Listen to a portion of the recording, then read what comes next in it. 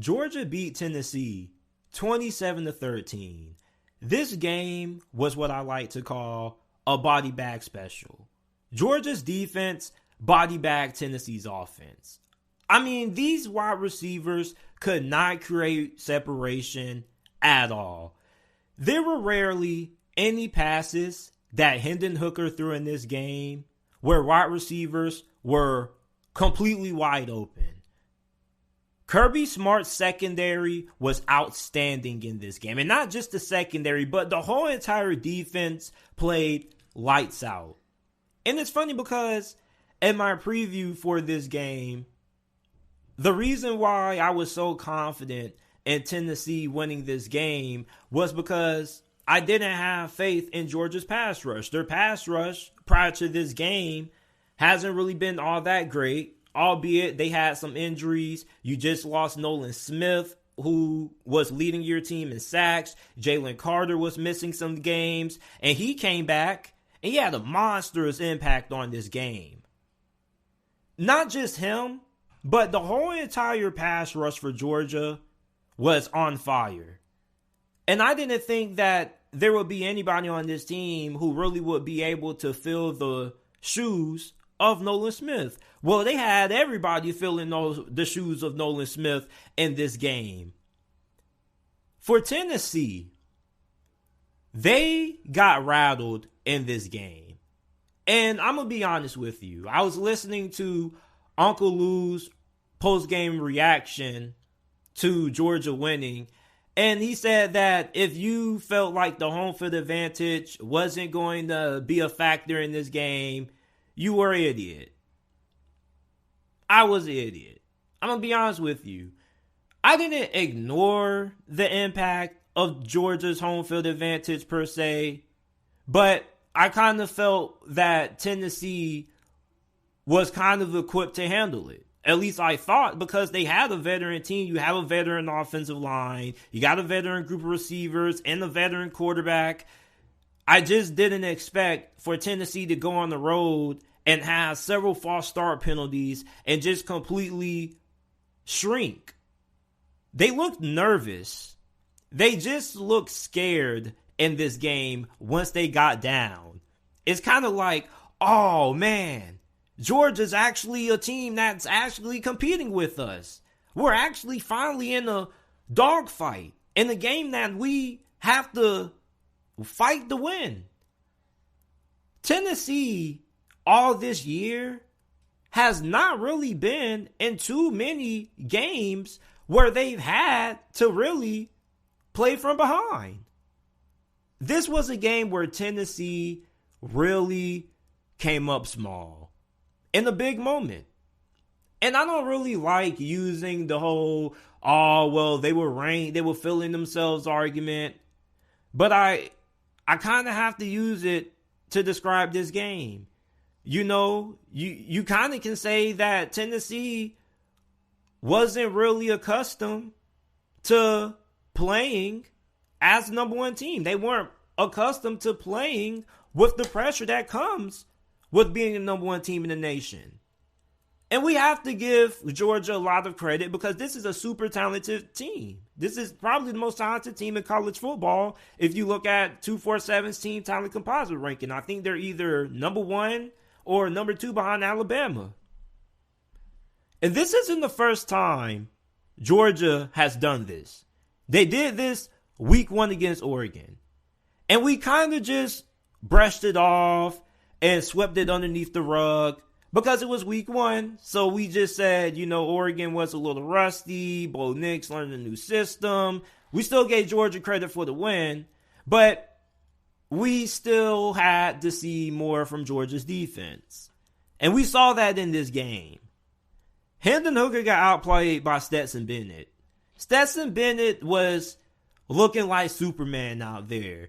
That touchdown run he had, he was kind of, be honest, he was kind of looking like Lamar a little bit.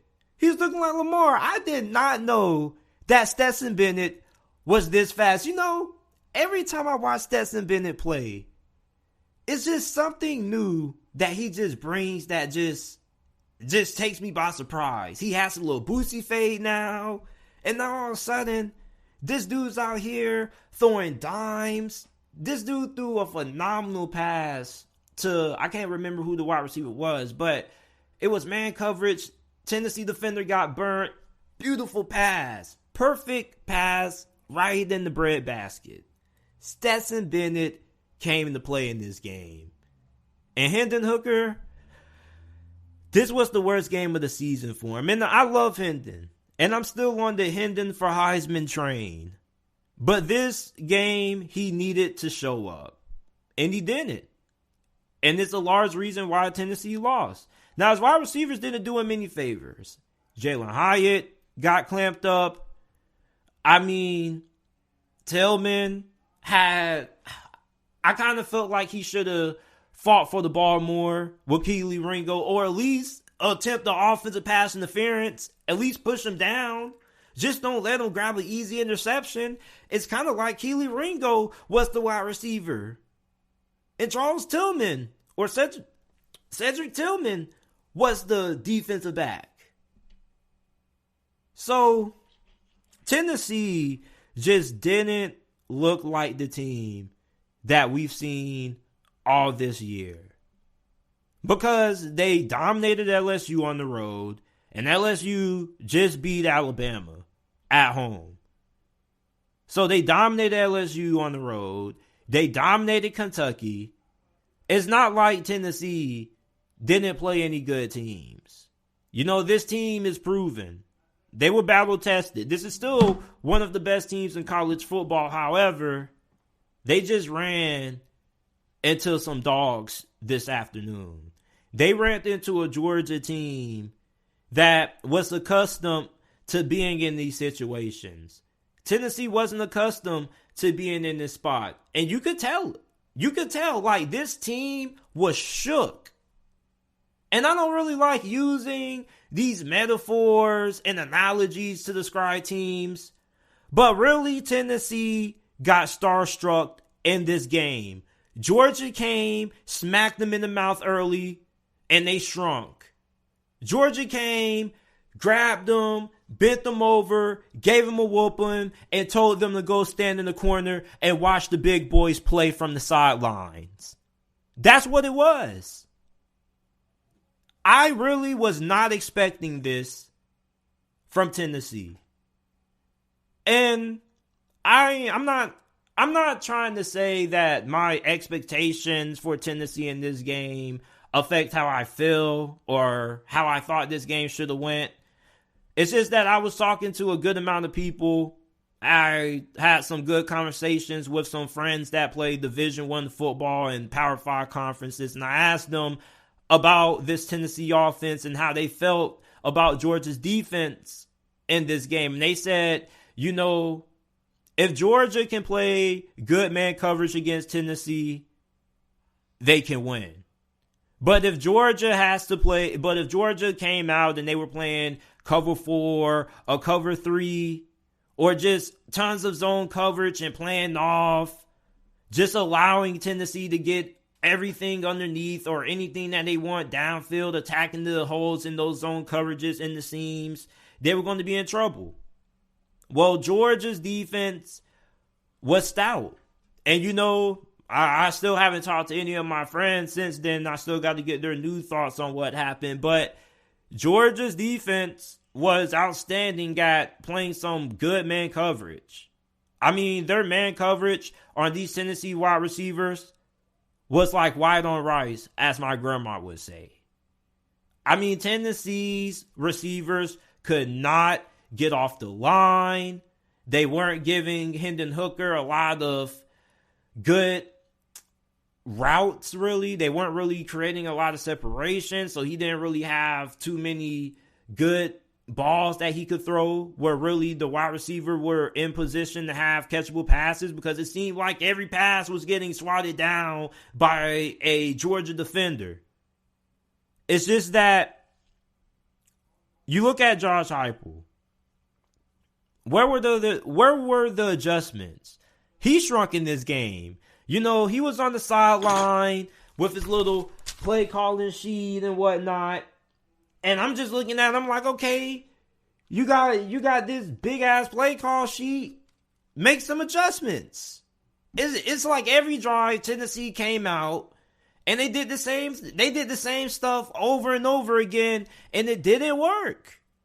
And I understand you just can't change your scheme in the middle of the game, and you got to stick with what has gotten you here to this point. But golly, man, you're telling me there is nothing more that you could have done as the head coach and on the coaching staff to have given your offense a higher chance of success? I mean, goodness, bro. The Georgia pass rush was on fire, especially on third down. And that's where this game really, I think, was won by Georgia. Because Tennessee's third down offense has been good all year. And I was wondering how Tennessee's offense was going to fare against a Georgia defense that we kind of had questions about their secondary and their pass rush. Well, their pass rush was evident. Okay, and it had a big factor on this game. Not only that, but Tennessee's defense was awful. And I wasn't expecting a all-world performance from their defense. I don't really think anybody was. But their defense is good at forcing takeaways. And they did force a turnover. However, early in this game, they forced a turnover and they only get 3 points off it. Even though they were forcing turnovers in this game, it didn't really matter. Because the offense didn't do anything with them the majority of the times. Georgia's offense was going up and down the field on Tennessee's offense at will after the first quarter of this game.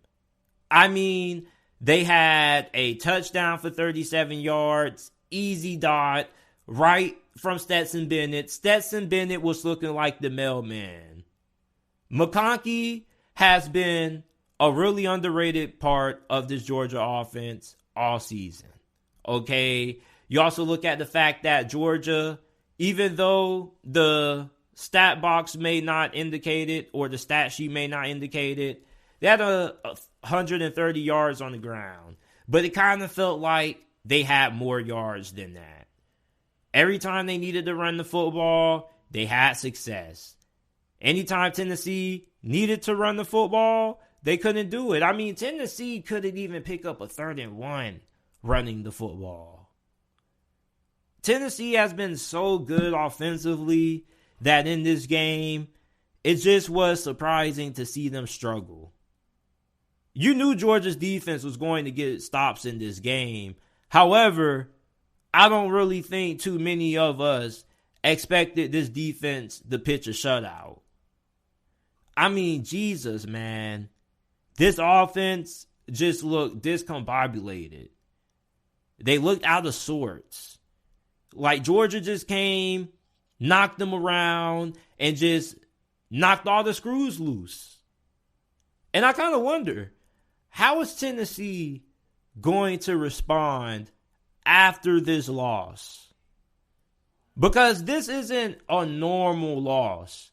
This is a physical and mentally draining defeat that Tennessee just suffered.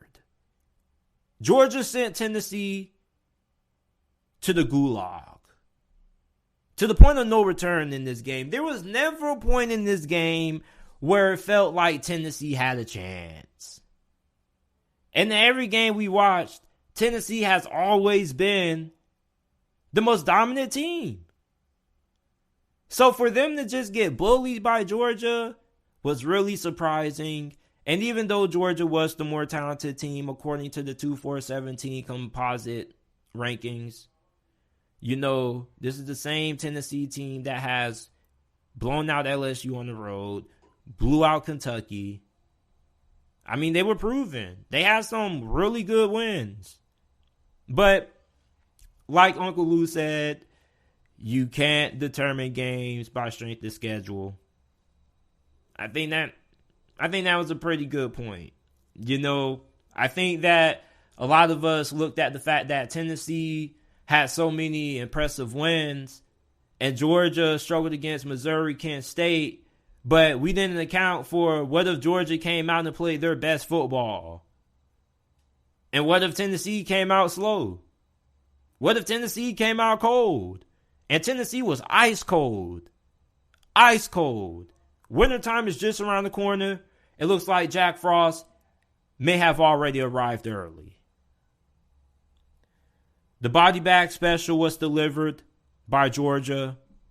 Georgia, once again, proves to everybody that they are the best team in college football still. It looks as if they're going to be punching their ticket once again to the SEC championship. They continue their dominance over Tennessee. And if you're a Vols fan, you definitely are incredibly disappointed. You probably may not have expected to win this game, but you definitely thought this game would have been a lot closer than what it was. Let me know what you guys think about this game down in the comment section down below. And make sure that you guys check out the JT Sports Podcast, available on all podcasting platforms, Apple Podcasts, Google, Amazon, wherever you get your podcasts from, you can get the JT Sports Podcast.